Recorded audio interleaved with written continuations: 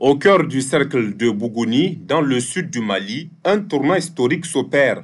Ce lundi 3 novembre 2025, sous un ciel chargé d'espoir, le président de la transition, le général d'armée Assimi Goïta, a procédé à l'inauguration officielle de la toute nouvelle mine de lithium de Bougouni.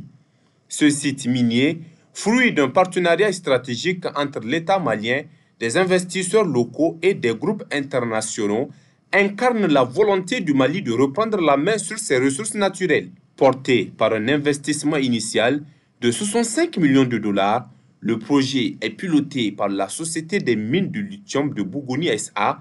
Il associe l'expertise britannique de Kodal Mining UK Ltd et la puissance industrielle chinoise de Hainan Mining, filiale de géant Fosun.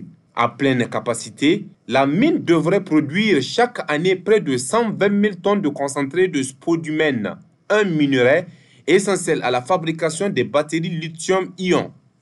Pour le chef de l'État, cette inauguration s'inscrit dans la vision Malikoura, un Mali nouveau, souverain, industriel et tourné vers l'avenir. Il y a moins d'un an, notre pays a inauguré officiellement la première ligne de lithium de Goulamina.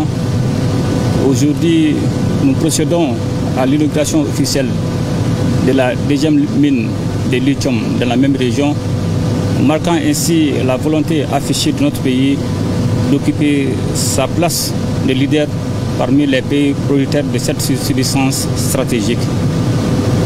Comme vous le savez, ceux qui suivent l'actualité, le lithium n'est pas seulement une ressource, c'est un vecteur de développement industriel et d'innovation technologique qu'il faudra transformer en un vecteur de rayonnement géoéconomique pour notre pays. Et ce projet phare gigantesque sera exécuté en deux phases. La première phase aura un chiffre d'affaires de 46 milliards avec 500 emplois directs. Donc la deuxième phase verra une augmentation de chiffre d'affaires environ 111 milliards avec 800 emplois directs. C'est donc la marche d'un Mali qui se veut souverain sur une économie bien solide. L'État du Mali, avec son nouveau code minier à 35% compare. La deuxième mine de lithium participera au capital avec d'importantes recettes fiscales, impôts, redevances et dividendes pour les caisses du Mali. Sur une exploitation d'une dizaine d'années, Bougouni 2 promet des retombées de plus de 1000 milliards de francs CFA. L'accent est mis sur le développement communautaire. Comme participation du Mali, environ 35%, donc 5% pour le secteur privé, le Mali aura un bénéfice de 250 milliards d'environ. Ce projet qui vient de commencer a déjà produit ses premiers effets, notamment dans le cadre du développement communautaire. Environ 317 millions ont été investis pour le développement communautaire. 24 milliards aussi a été investi auprès des partenaires nationaux dans le cadre du contenu local, à savoir l'achat des biens et services. Et nous voudrons effectivement profiter de cette occasion, non seulement saluer la population de Bougouni qui est massivement sortie, aussi saluer la décision forte du gouvernement pour l'annulation de 121 titres miniers dont 100 permis de recherche. Et cela s'inscrit dans le cadre de la volonté du peuple malien d'assainir le secteur minier qui a été longtemps soumis à une exploitation illégale et frauduleuse de certaines personnes.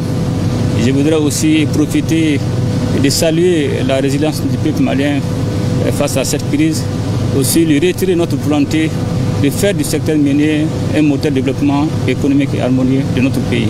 Nganala, ce sont des engins miniers modernes, une usine de traitement de minerais avec un vaste territoire stockant la carrière. Cet univers a été visité par le président de la transition qui s'est réjoui du partenariat Mali-Chine-Royaume-Uni, un pan de coopération qui a permis ce projet. Donc la vision du Mali, c'est de faire du secteur minier un moteur de développement économique. Quand vous parlez de développement, non seulement il y a tout ce qui est dividende en termes de taxes, en termes d'impôts, mais aussi la part de l'État du Mali.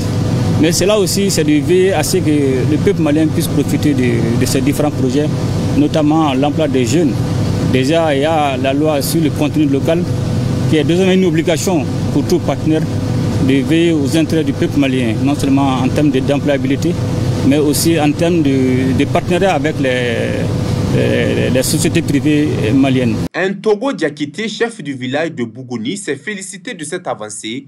Pour lui, cette mine est synonyme d'emploi, d'infrastructure et surtout de dignité retrouvée pour les populations locales. Cette mine est la deuxième du genre après celle de Ngalamina, inaugurée quelques mois plus tôt.